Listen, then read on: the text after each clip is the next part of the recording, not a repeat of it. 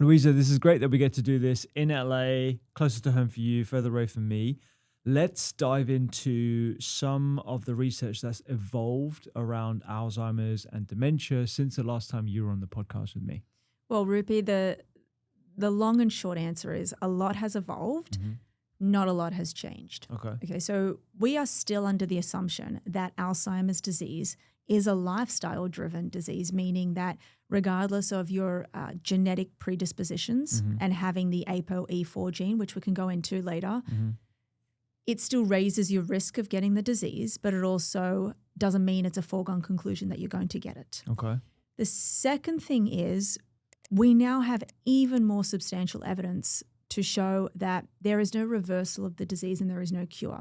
Even in the last year, we've seen the damaging effects of the latest FDA-approved drugs, which is lecanemab, donanemab, and we've seen that people who undergo these IVs, these therapies, actually experience brain atrophy, microhemorrhages in the brain. So we still know that. And that was because of a New England Journal of Study that came out that showed this. So that is all still in effect. Okay. We still also know that amyloid isn't the demon. We used to think that 10, 20 years ago. Amyloid is the hallmark of Alzheimer's disease, along with another one, tau protein. They are not to be demonized. Okay. Some of the new and latest evidence that has come out in the last year, which we'll go into, is in the US specifically, we now have availability of getting this. It's a blood test which can pick up on markers of amyloid, tau, and neurofilament light, which is so exciting, right? So we now have a blood test that can mimic what we used to get, which was a PET scan and a spinal tap, right? So if you went to a neurologist and, you did a cognitive assessment or a brain check and they suspected you to have Alzheimer's disease, you would go and get a spinal tap, and that would measure the amount of circulating amyloid. It's a protein that builds up in the brain in these patients, and they'd measure how much is in that fluid. We don't have to, and that's invasive. Getting a spinal tap, it's really invasive, extremely safe, but still invasive, right? Yeah. We can now do that with a simple blood test. Caveat, it's only available in the US. Oh, really? Yes. Oh, gosh. So that's one exciting thing that's changed. The second, I guess, exciting thing is we're now getting even more robust evidence around these so-called lifestyle interventions that we can now say that if you do these things, and we'll talk about them specifically, including supplementation, there's been some great observational studies and randomized control trials that show certain supplements can help stave off the onset of these diseases. We've got supplementation, we've got nutritional interventions, and we've got exercise interventions. So they're the things we're going to talk about today. What can you do to reduce your risk of getting mild cognitive impairment and Alzheimer's disease, but also what can you do if you're in that stage of cognitive impairment? Amazing. Before we get into that, I just want to double tap on the blood test that's not available in the UK. I know, and it's or only in the Australia. US. Yeah. What is that blood test? Well, it's just the Alzheimer's blood test. Okay. Is there a cost consideration? Is it quite expensive? Is it in the US? It's depending on who you go to, but there's no insurance, and it's around $800. Oh wow! Okay. But it does literally mimic almost to complete 100% accuracy of a PET scan. Wow. Okay. So, and is there like a reference range for it? I.e., like you can tell how far along you are with the disease in terms of giving that sort of like degree of severity? Or that's interesting, right? Because the disease is not just pathological, meaning that you have to get so many parts to see where along the spectrum you are. But if you do have even mild amounts, then that's still a cause for concern, because we know that Alzheimer's disease is around a 30-year progression, right? Alzheimer's is end stage. Yeah. But before that, you've got subjective cognitive impairment and then mild cognitive impairment. So you've got like this 30-year time frame there. So it's not about just looking at this one blood test. That's just one part of it. Yeah.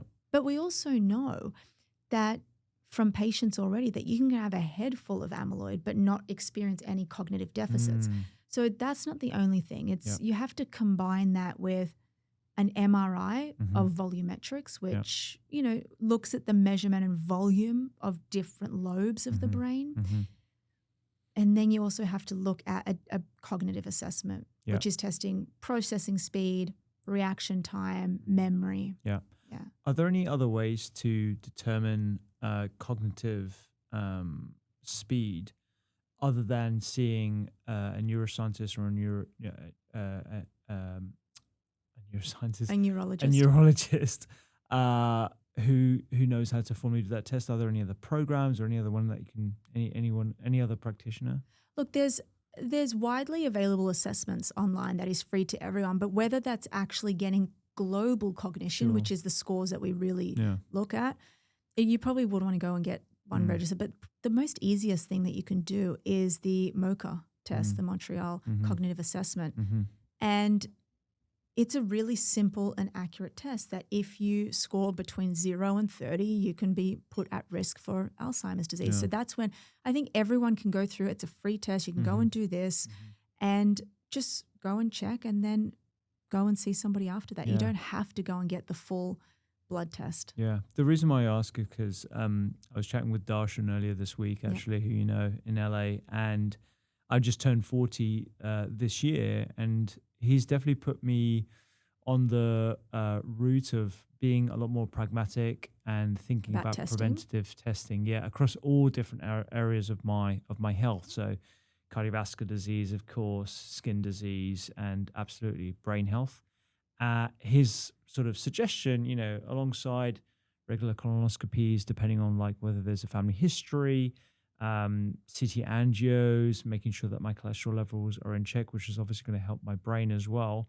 Cognoscopes, or being cognoscopies. Yeah. So this is certainly interesting because I sort of want to take people on the journey, and obviously if we can't all have invasive imaging or these expensive blood tests, but we can all do some sort of test that gives us a baseline of where we're at, like the mocha. And then so what I feel like you're asking me is, when should people start to be worried or concerned, and what are the best things to do?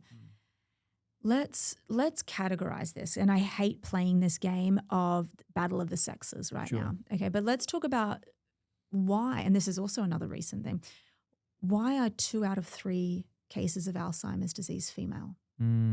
So what I love now is that menopause is now in the spotlight, and I love that, due to the damaging effects that we're still experiencing from the Women's Health Initiative 23 years ago. So we're still seeing damaging effects, meaning that there's still a huge population of females who are under the impression that hormone replacement therapy increases your risk of breast cancer. Why am I bringing this up? Because how does it even relate to Alzheimer's disease? Well, it turns out that the reason why 2 out of 3 cases of Alzheimer's disease is women is because of the loss of estrogen that starts to occur and decline during the perimenopause and obviously the menopause state. And the estrogen is a neuroendocrine hormone that is absolutely substantially important for women's brains.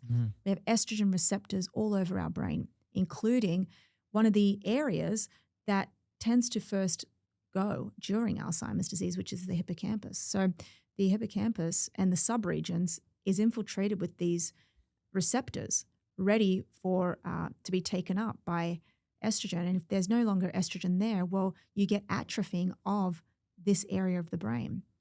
And so if you are a female, I believe, and this is all driven by evidence, is that women need to start really taking inventory of things that happen in their late 40s and early 50s. It starts with, and it's also often hard to differentiate between what is just stress and what is perimenopause, right? Yeah. Because if it is short-term memory loss, like that happens to me all the time, right? But I'm not at that stage yet. So it's about being able to really monitor your symptoms. And I always recommend women especially, but men too, to carry around a journal when things start to happen that you're like, that never happens to me. Like walking into a room and forgetting why you're there when you're not stressed, right? Or getting into the car and forgetting where you're going. Just like start to keep a journal and start to log this. But I'll tell you that the earliest signs of symptoms aren't just memory loss. They're reaction times. They're not just cognitive deficits. It could come in the form of a motor deficit. It could come in the form of vision deficits. We know that hearing loss is one of the another risk factor now of Alzheimer's disease, and that's because your ears are sitting right next to the temporal lobe.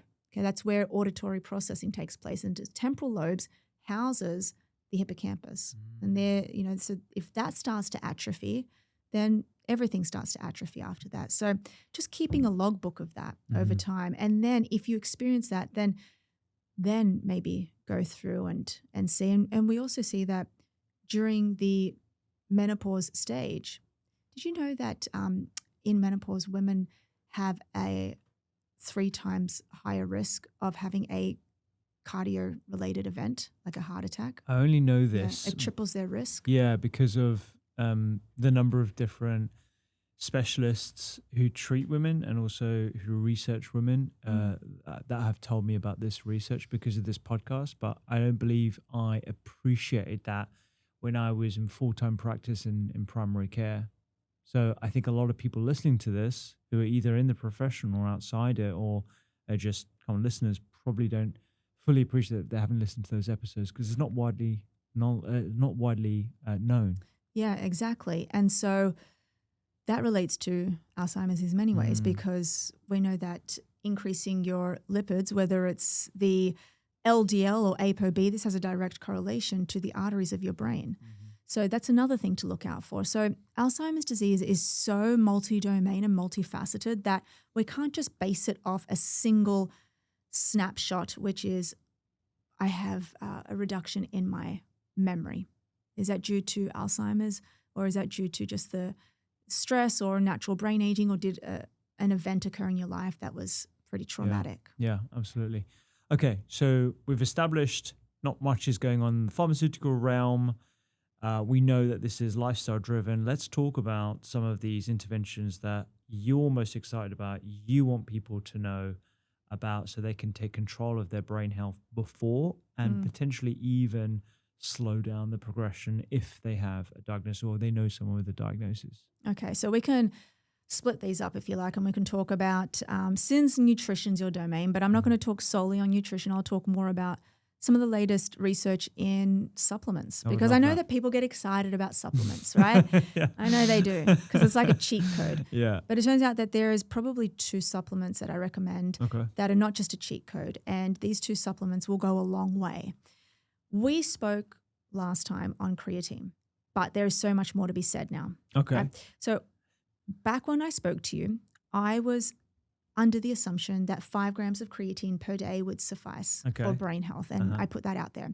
I've put a statement out 2 months ago telling everybody that I'm sorry and that we were wrong because the latest evidence out of Germany actually shows that in order to saturate the brain, we actually need 15 to 20 grams of creatine. Oh my gosh. So put down the 5 gram scoop or just, redo it at least 5 times because 4 times I should say, because we now need to up the dose. And that's because creatine's already naturally occurring, right? We already release it a little bit from the liver. Sure.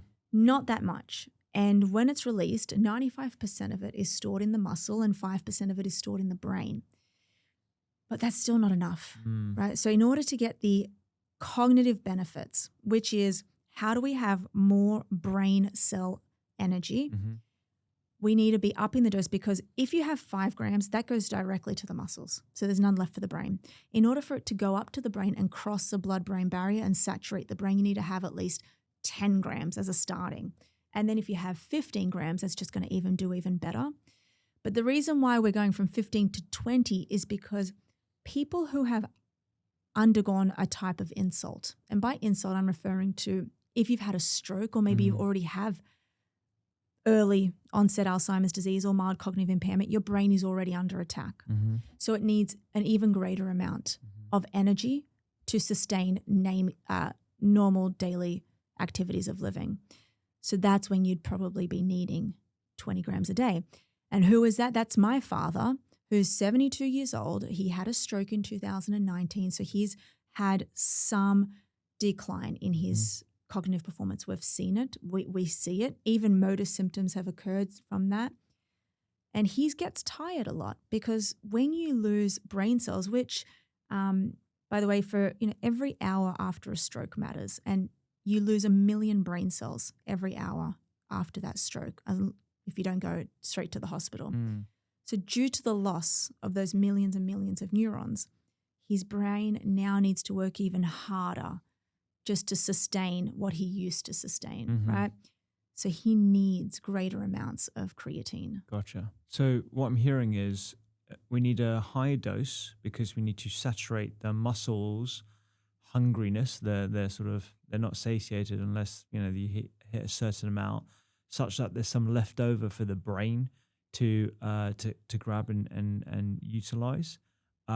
Is the cutoff of 15 and 20 a general number for everyone, or is there a conversion that you can use depending on your weight or whether you're male or female, or is that the sort of suggested target? It's the suggested target, and I would recommend females sticking to around 12 to 15 grams. Okay.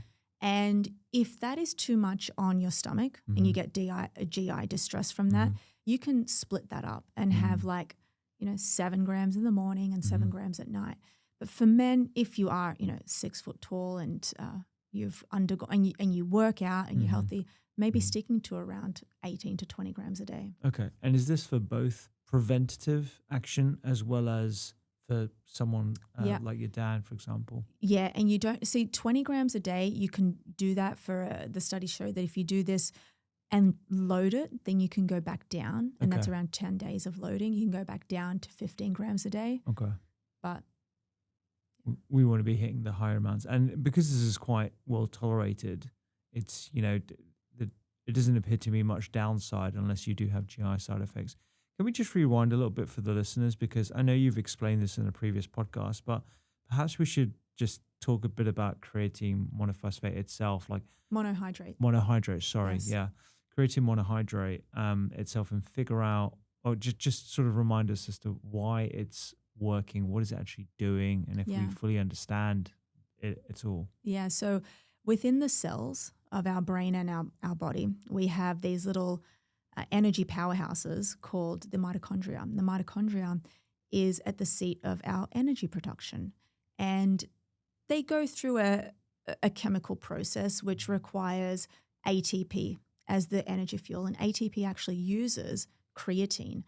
So creatine helps with cell energy metabolism. So it helps you generate more energy within the mitochondria of the cell. So if your mitochondria, and by the way, people have different amounts of mitochondria within their cells. You could have 10,000, you could have 15,000, right? But they go to work, and they are what produce energy within your cell, which comes out in the form of me speaking, me running, me fighting off diseases. In fact, it's said that the 3 biggest diseases that are killing us, cardiovascular disease, cancer, neurodegenerative diseases, at the seat of it is mitochondrial dysfunction, which at the seat of that is probably inflammation, right?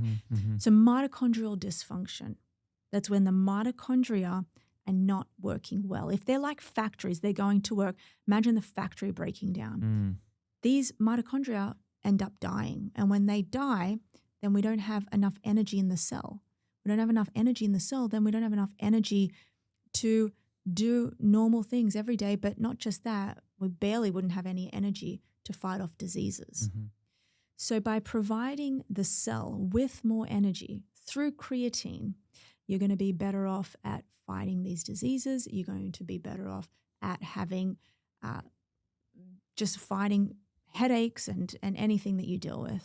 So creatine monohydrate, really cheap, easily accessible supplement. Widely studied, really, really safe. There's various forms you can find online, but we're just talking about creatine monohydrate, standard stuff, not the fancy options.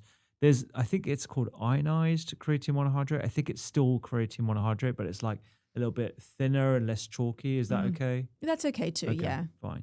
And in terms of like whether the message is getting out to neurologists around the world, because if this has got some evidence base for it being used for stroke patients and rehab. I mean, I haven't come across many medics using this in clinical practice alongside other drugs. No, so I'm working on. So I work in a hospital setting in neurosurgery, and we're working on looking at all of our post-surgical cranioplasty patients.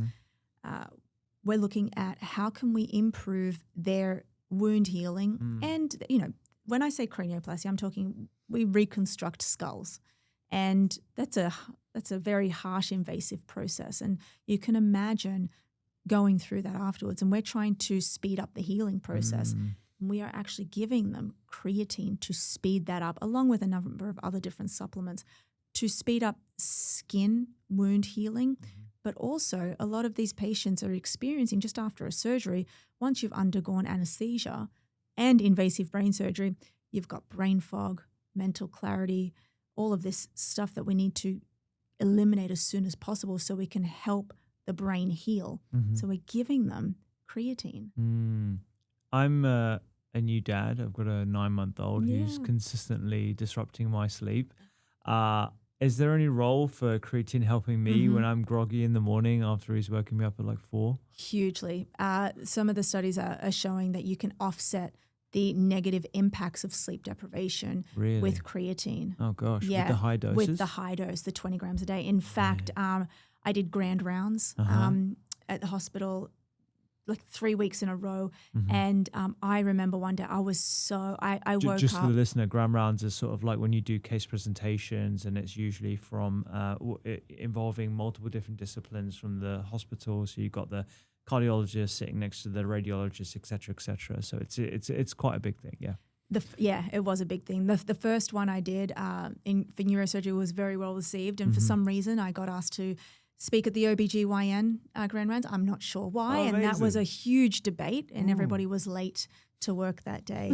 But so that was interesting. But so it's so that day I got in there. I'm like, oh my God, I was sleep deprived because I was trying to do it the night before, and so I took 20 grams of creatine that day. So it can offset the negative signs of sleep deprivation as well. Interesting. So I'm on 10 grams of creatine at the moment, and I thought I was being a grade A student, but now you're saying that I'm like middle of the class back again. Middle, yeah. Okay. All right. Okay, fine. So creatine monohydrate, I've got to increase that. Are there any extra benefits that you're aware of, like looking at maybe even beyond the brain?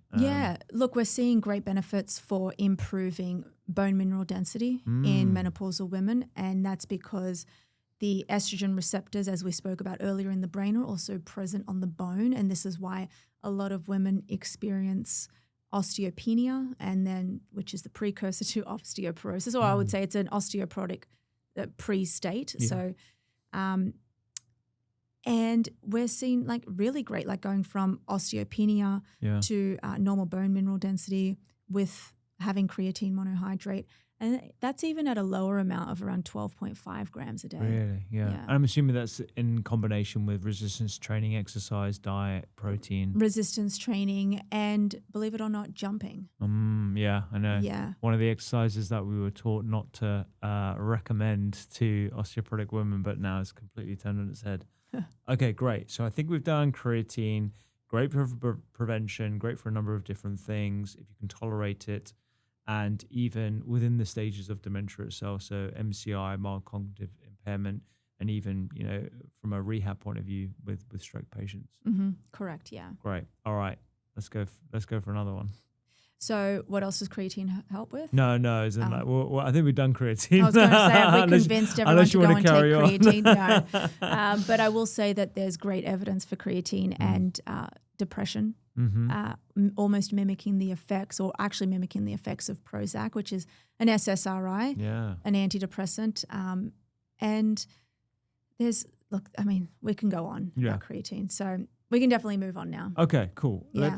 Let's go for another. You want another supplement, right? Well, one of my other favorite ones, probably spoke about it last time, which is we spoke about omega-3 fatty acids. But I think we should go more in depth with that, because I'm still seeing a lot of people either not taking it and or afraid to take it for some reason. So let's talk about the brain. The brain is around 2% of your entire body weight. It's around 2 to 3 pounds. And it consumes 20% of the total calories that you consume a day, which tells you it's a hungry organ, right? Yeah. And your brain is made of around 60% fat, right? The rest of it is protein and water. That fat, out of that 60% fat, around 10 to 15% of that is comprised of omega-3s. Mm-hmm. Now, omega-3s, which we know of are fatty fish, I'm sure you've spoken about it a lot, they're comprised of EPA, DHA, and ALA. Mm-hmm. ALA is a precursor to DHA. So I'm not going to really speak about ALA now. Sure. The 10 to 15% of that 60% fat is actually DHA. Mm-hmm. So what happens when we have high levels of DHA in the brain? So the one thing that it does is it helps with cell membrane fluidity. So the outer layer of the cell membrane, if it is coated and it's full and rich in DHA, that's where you get the most bang for your buck and the benefits that arise. So one thing that it does, if it helps with cell membrane fluidity, what does that mean? Well, at the neuron cell body, you've got dendrites, and these dendrites connect with itself. So you've got around 100 billion neurons with around 10 to 15,000 connections per neuron. And when these neurons fire together through the synaptic transmission, they release a whole host of chemicals. These chemicals are known as neurotransmitters: dopamine, serotonin, norepinephrine, GABA, which are all responsible for different things: happiness, vigilance, excitedness, all of this, right? Mm-hmm. It helps when you have a more fluid cell membrane, you're able to release these at a faster rate, at a more smoother rate. So it allows for that to happen. One thing that it also does is once it is extracted from the cell membrane, it undergoes a process that is able to downregulate the amount of inflammation in the brain. We all know what inflammation is. It can either be a good thing or a bad thing. Chronic inflammation exists systemically, but we have inflammation in the brain, which is called neural inflammation. Neural inflammation is, in my opinion, at the seat of Alzheimer's disease, because when your brain is chronically inflamed, and by the way, this can show up as a headache, right? Or it can show up as brain fog. Don't forget that symptoms are just messages from your body. That's what symptoms are. What do we do when we have a headache? We take a Tylenol or a Panadol, wherever you are in the world. Do the UK have Panadol? Yeah, we've got Panadol, paracetamol, generic ones. Acetaminophen, Yeah, aspirin. Yes, aspirin. Okay, let's talk about aspirin. This goes in and blocks prostaglandins. Guess what? DHA does that too. So DHA is a powerful anti-inflammatory, and it really serves as the same type of anti-inflammatory that you would take in a pharmacological way. So we're seeing that effect. And I think that is really interesting because omega-3's sister, which is omega-6, that when that's in the brain, that produces prostaglandins. Isn't that interesting? So if you have a higher amount of omega-3s, it can kind of offset the amount of omega-6s in the brain. We're now seeing that with extra cell membrane fluidity, you're able to ameliorate or get rid of these hallmarks of Alzheimer's disease, such as amyloid beta, which is within the cerebral spinal fluid, which is outside of the neuron. So you can have the ability to clear out the hallmarks of amyloid beta. So of Alzheimer's disease, sorry. So that's interesting, but also omega-3 fatty acids we're now seeing with Dr. Bill Harris out of his group. He's the one that formulated the omega-3 index.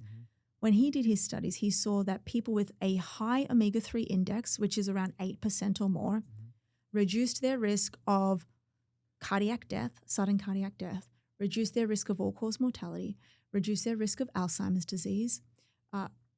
So there is just so much that you can achieve from having a high omega-3 index. Yeah. So the omega-3 index, which I completely get on board with. I mean, I test mine. I want to make sure that I'm What are you between. at? I'm like 8.5, 9% the last couple. I'm 11.8. Oh, I beat you. okay. Well, you're beating It me is on a everything. contest. You're taking more creatine. You're taking more omega-3.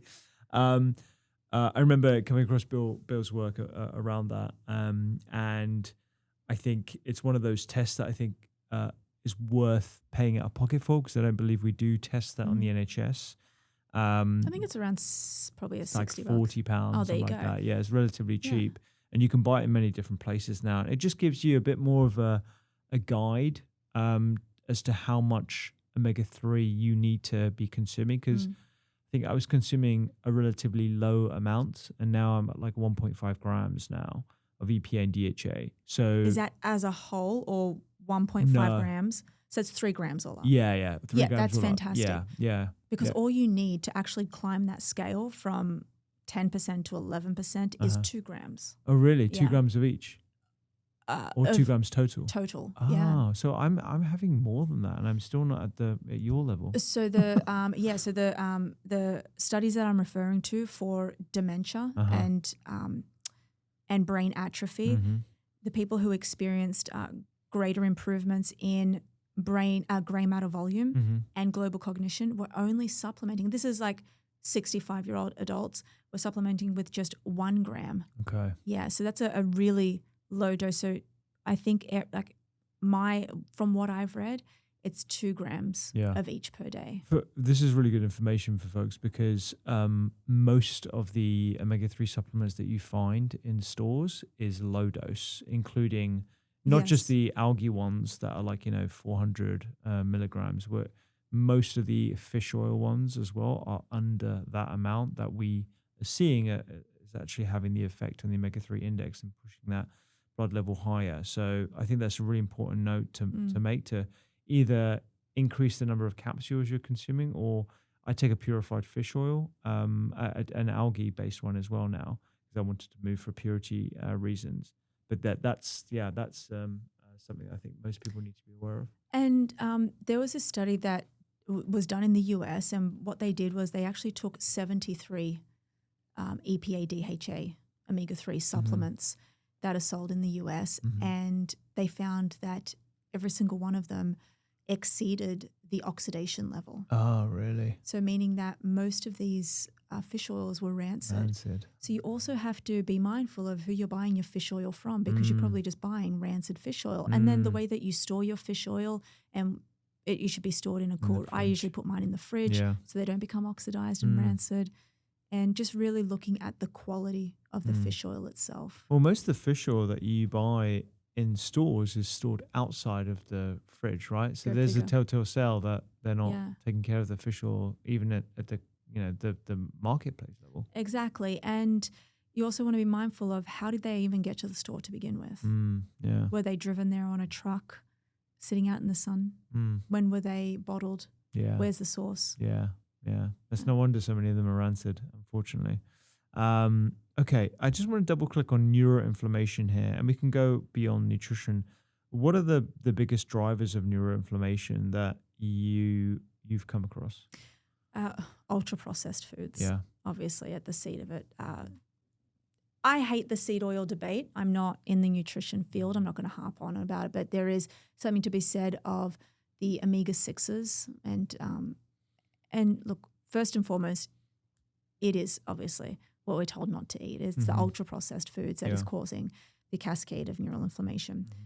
Then we've got the lack of exercise, because exercise truly is foundational for down-regulating inflammation and improving brain health outcomes. Sleep. Sleep is fundamentally important for lowering inflammation. So if you're not getting into deep sleep specifically, and also REM sleep, and sticking to sleep regularity, then that's also going to cause an increased risk of neural inflammation. But then look, then you've got other things that have just become apparent to me, which is exposure to particles in the air, such as PM 2.5 and PM 10. And I just I put up a reel talking about over 300,000 people were tracked in China where the air quality isn't too good, and they found increased risk of Alzheimer's disease, cancer, and the reason why it stood out to me, this study specifically, because it showed that out of those 300,000, they also took a cohort of pregnant women. And it seemed to have women were giving birth prematurely, and it was affecting the neural development of their unborn child through the umbilical cord. Wow. So that's also, and because this, these toxic particles in the air are now infiltrating our system, getting into our brain tissues and causing inflammation at the lining of the arteries, so at the endothelial level. Then we're exposed to BPA, right?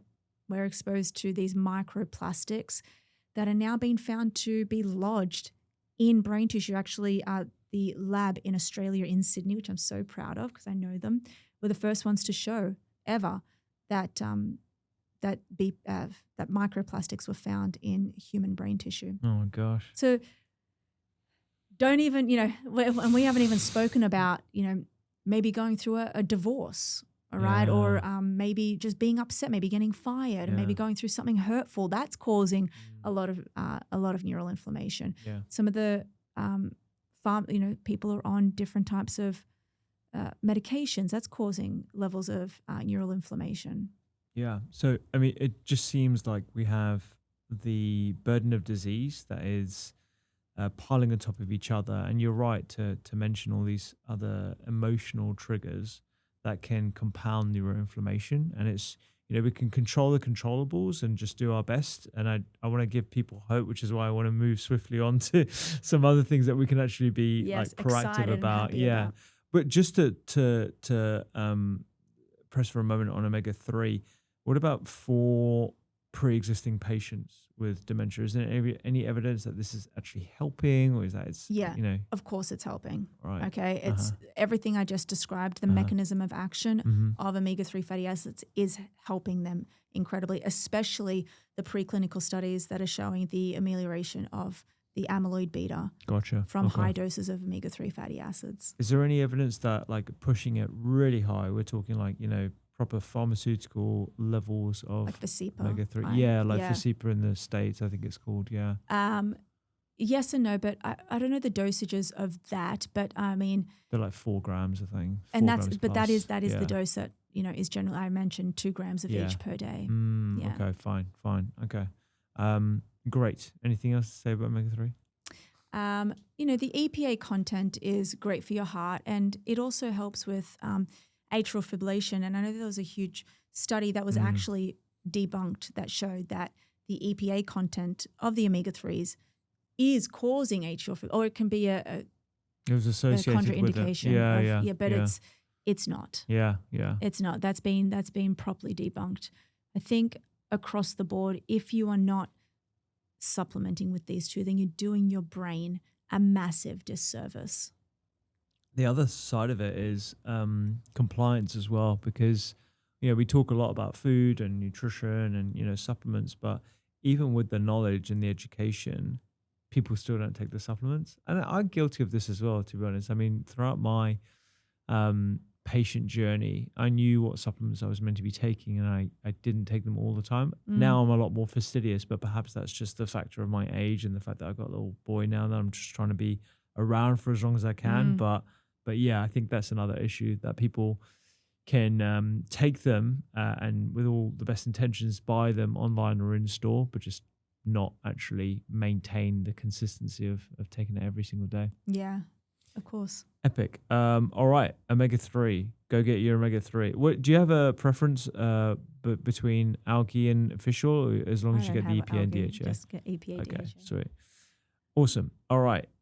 Next on the list. Yeah. Are we Vitamin moving D. on from? Oh, No. okay. We're still in Only supplements. All because right. a Let's do it. phenomenal study that was just released, which tracked over 10,000 people, showed that those with a high vitamin D level exhibited a 40% reduction in dementia. Oh, interesting. Yes, as opposed to those who had a low level, which was described as 20 nanograms per deciliter or less. That's super had low. At 68%. Well, actually, that's the national average I in know, the US. I know, but like it's so low. I mean, I was literally just talking about how I'm no longer surprised when I see numbers around the 20-30 mark. I know, right? But, anything under 25 or 25 or under, like, is way too low in my book. Like, I'm really trying to push people to 50 as a minimum. Yeah, and that was I will admit this was a correlation study. Sure, yeah. But vitamin D, ultimately, we have vitamin D receptors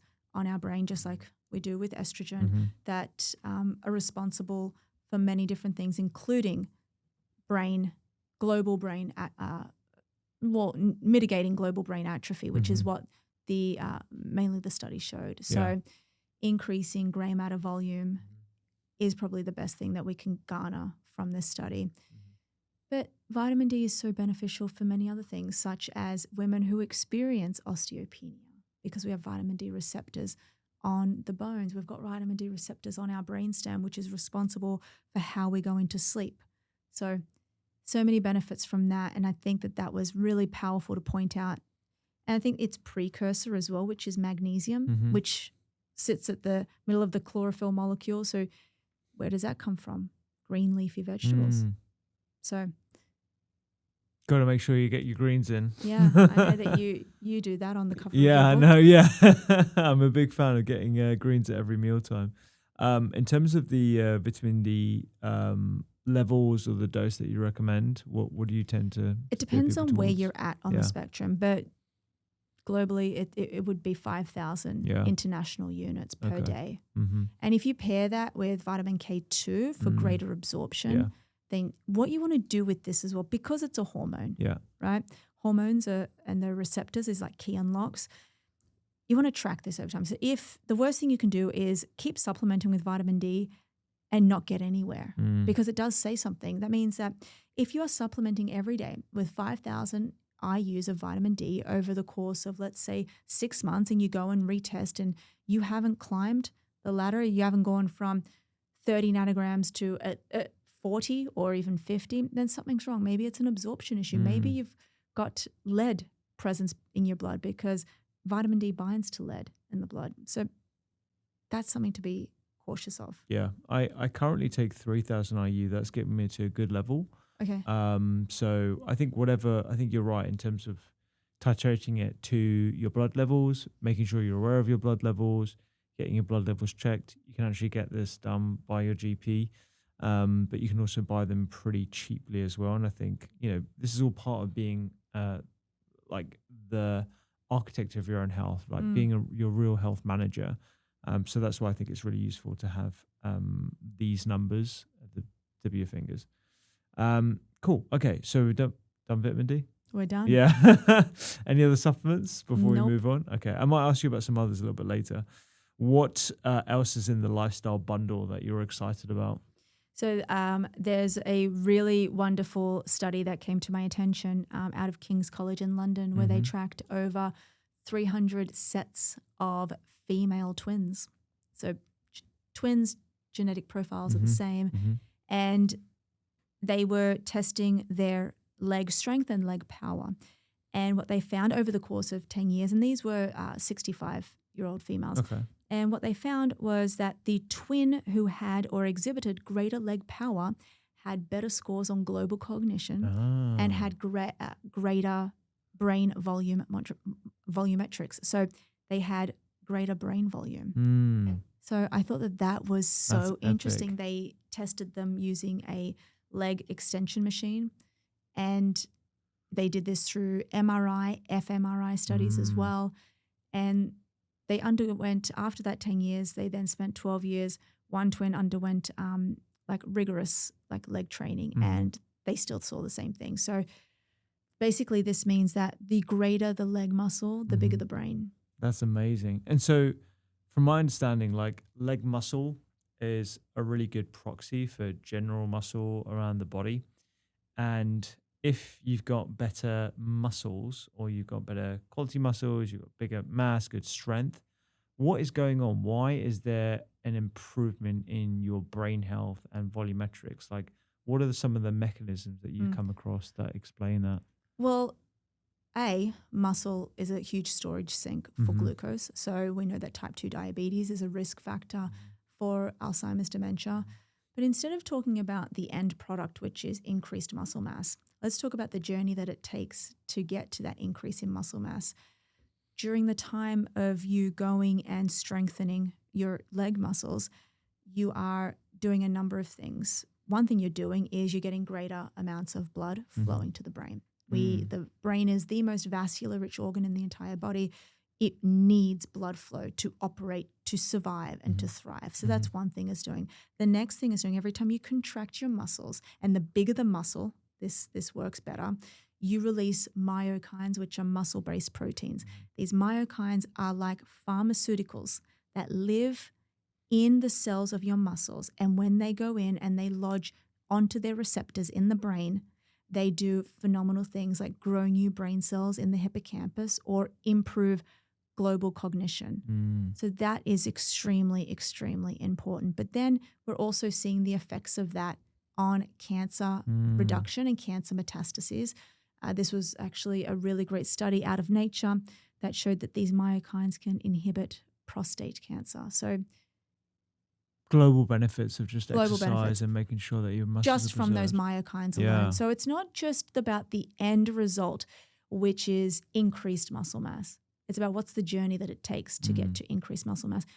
But look, greater leg strength can also mean you can walk further and you can keep walking. You can have better grip for not falling in your 80s and succumbing to a hip break.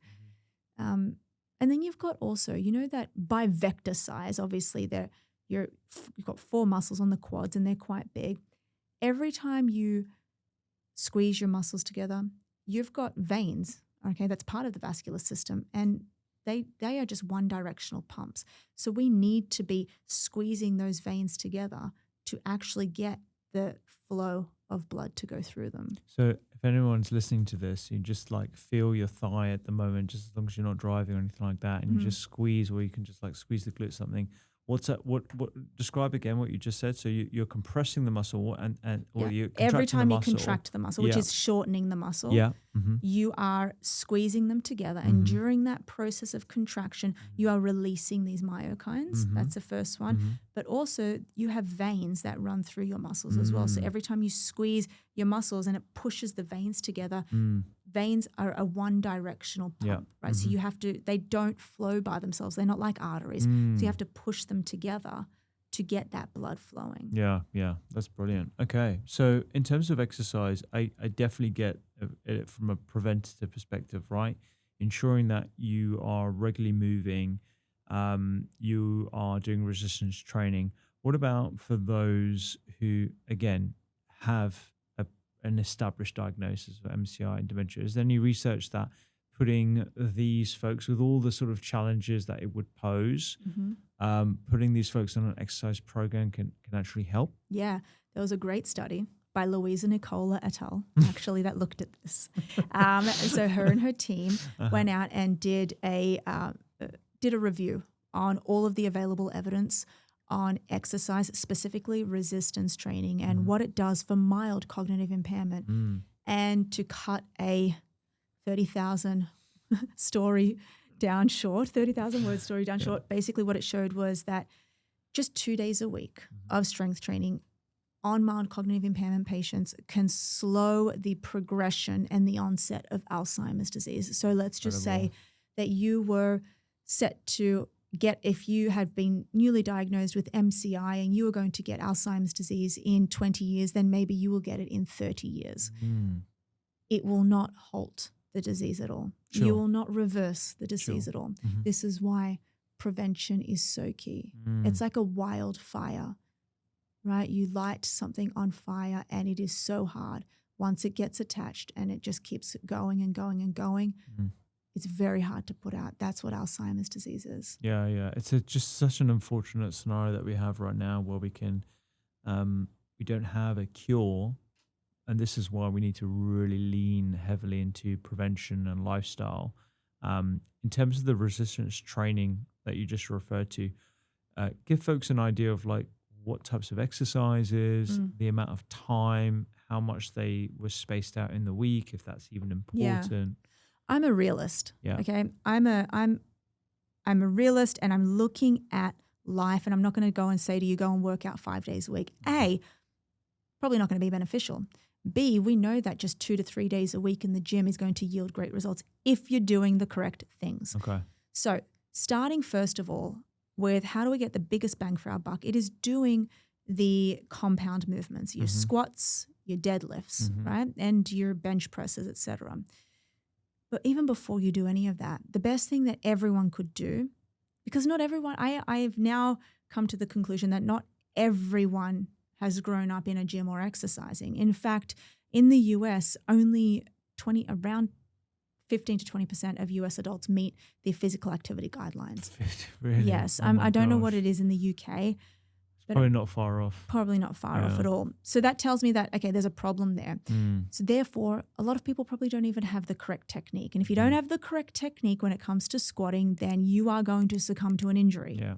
And bed rest is the new smoking. So you don't want to be in that stage. So go into the gym, get the technique down, right? From that, then you can build your way up. Unfortunately, we are in the game of heavy.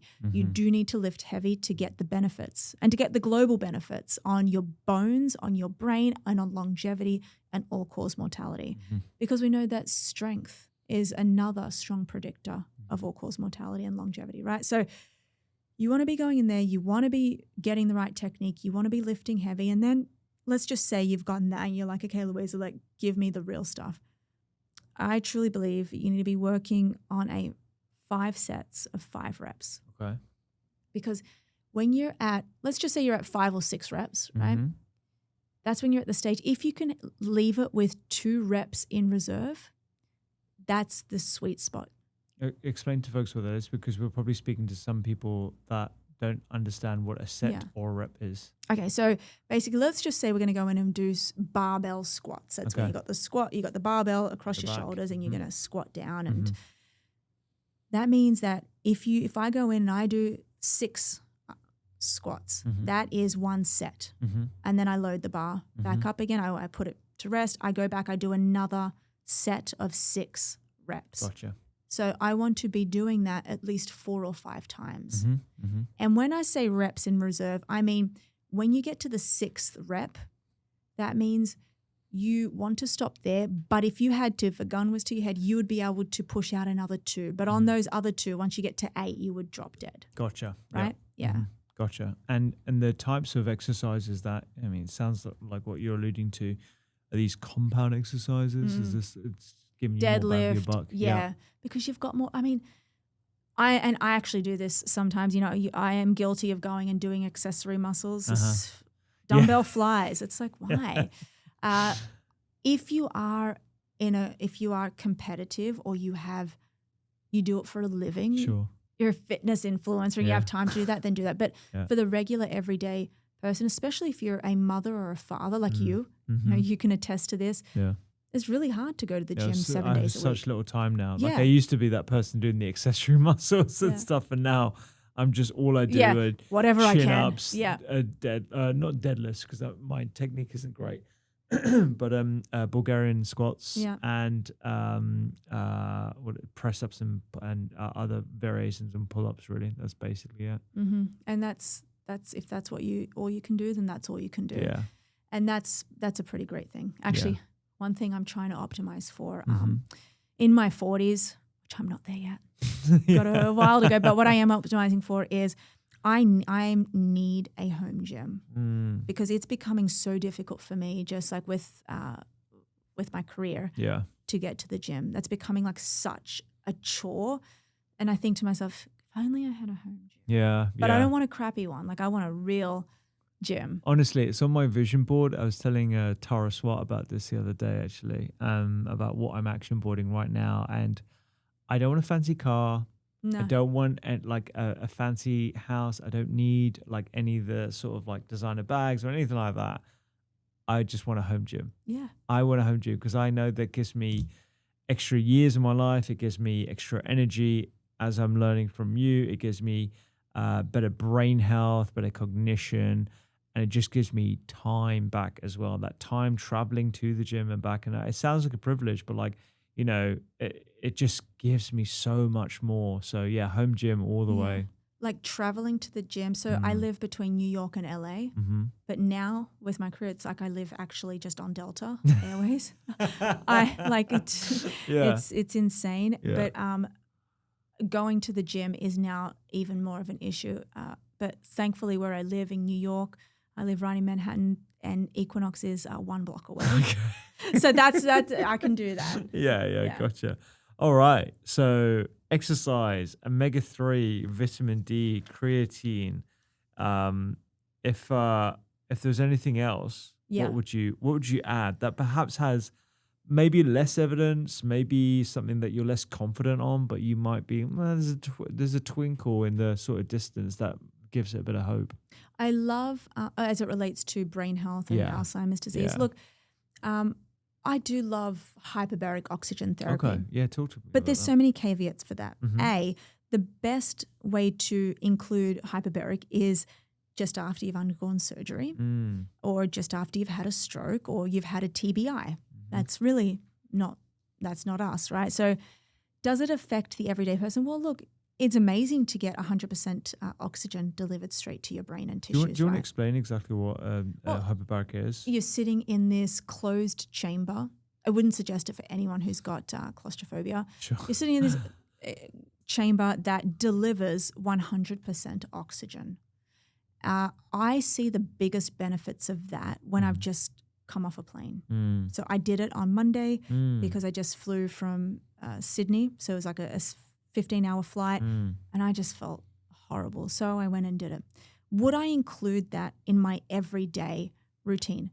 No, I wouldn't, because strapped for time, and the benefits are probably very much like I live a healthy lifestyle already. So it'd probably give me like a 1% benefit, and that's not big enough for me to spend an hour, and you actually get locked in there for an hour. It closes and you can only escape if it's a medical emergency, right? So it's definitely not for the claustrophobic. No, but one thing I do love are the infrared light beds. Okay. So I'm becoming really bullish lately on light, whether it's sunlight or whether it's infrared light or whether it's mitigating blue light at night.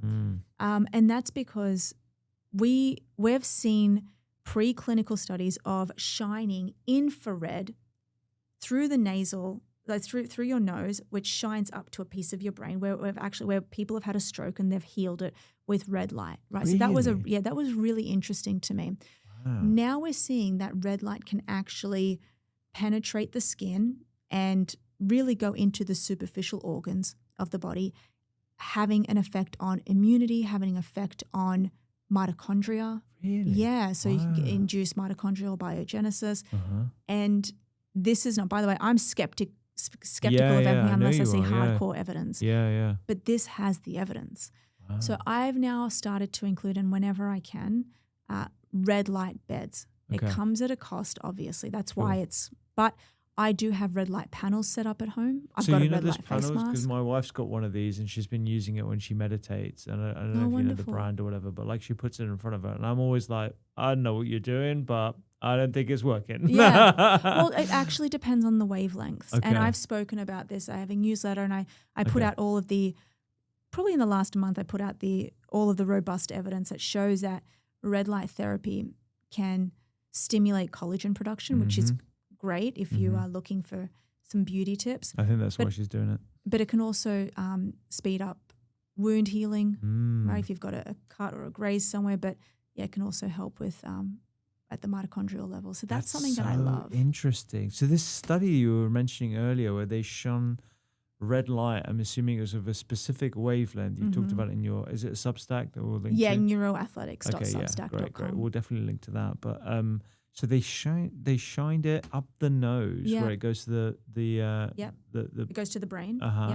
And they can heal the brain with red light. So the caveat to that is now there's a lot of red light helmets that they've got for TBI patients who have undergone maybe a concussion or traumatic brain injury. Brain injury from something, but even stroke patients as well. The only thing is, I think to penetrate through the skull, it has to be a really like specific wavelength, but they'll get there. Wow. I Yeah. wonder if NFL athletes and rugby players are doing this preventatively. There's definitely, they can be doing a lot of things to prevent. If NFL players were dosing with at least 20 to 30 grams of creatine prior to going out onto the field, I tell you, they will be in a much better position to overcome the trauma, such as a concussion, than if they weren't. And that's because creatine is neuroprotective. Wow, that's so interesting. I wonder what else they could be doing with this stuff. I mean, if they're not on high dose omega-3, they're not taking creatine at a higher level. I mean, they're probably all on like 5 to 10 grams, to be fair. Because of the exercise benefits. But, this new sort of 20 grams plus idea, I think is relatively novel. It probably hasn't filtered down yet. And they can also get really great benefits we won't go too much into it, from cooling their brain, because concussions and even strokes, we can see that and they're doing this in Australia, where they're working on putting cool pads on the back of their necks to cool them down as well, and to cool down their entire core body temperature. Wow. That's amazing. Okay. So red light therapy, I should be looking into. It's not a necessity. Or taking the mick out of my wife less about the red light therapy. The necessities really are exercise. We only touched on, and we don't have to go deep into it, we only touched on the effects of resistance training. But I got to tell you, for the women out there listening, they're doing really great studies in New Zealand, where they're taking a cohort of women in the menopausal stage who have got osteopenia, and they're getting them to jump for 10 minutes 3 times a week. And over the course of 10 weeks, they're taking women from osteopenia to normal bone density. Really? So just jumping on the spot stimulates the bone to produce more bone tissue. Yeah. So they're stimulating the osteoblast, and then they're building more. Wow. Because at that stage, osteoclast is taking over. Yeah. Right? Yeah. Incredible.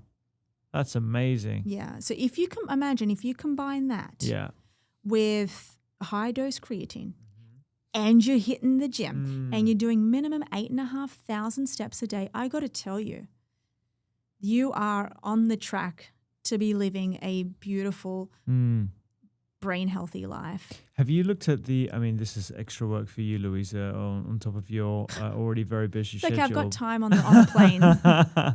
I imagine it would be a really interesting study or review paper that sort of estimated how we could bend the curve of dementia if you compounded all these different interventions and added up essentially their effects. If people were actually given this advice at a primary care level or a public health level, right? Getting enough of these different Do you mean educating the GPs and doctors? Educating the GPs, but let's just imagine that every person in the population above a certain age was actually doing these interventions. What would actually happen to the cost of neurodegenerative disease, at a country level? It'd be pretty interesting, right? Yeah, well, because the global burden, economic burden of Alzheimer's disease will be the collapse of the US healthcare system. Yeah. However, intervening within that could disrupt and upset the pharmaceutical industry. Oh, do you reckon? That's why it's not going out there? We're going to conspiracy corner now. Let's not go down there, please.